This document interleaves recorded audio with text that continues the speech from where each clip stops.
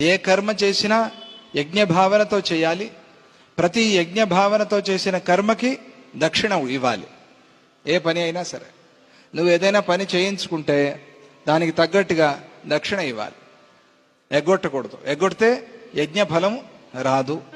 ఏదైనా సరే అందులోనూ ప్రత్యేకంగా వేదం చెప్పిన కర్మ చేయించుకున్నప్పుడు మనం ఆ చేసిన వాళ్ళని గౌరవించుకుని వాళ్ళకి ఇవ్వాల్సిన దక్షిణ తప్పకుండా ఇవ్వాలి.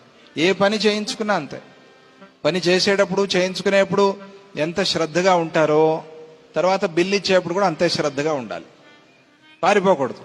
తర్వాత చూద్దాం అనకూడదు. రుణపడిపోతాం. అది ఇంత సమయం చెప్పారు. నువ్వు దక్షిణ ఇచ్చే సమయం ఎంత లోపల ఇవ్వాలి అంటే 22 నిమిషాల్లోగా ఇవ్వాలి.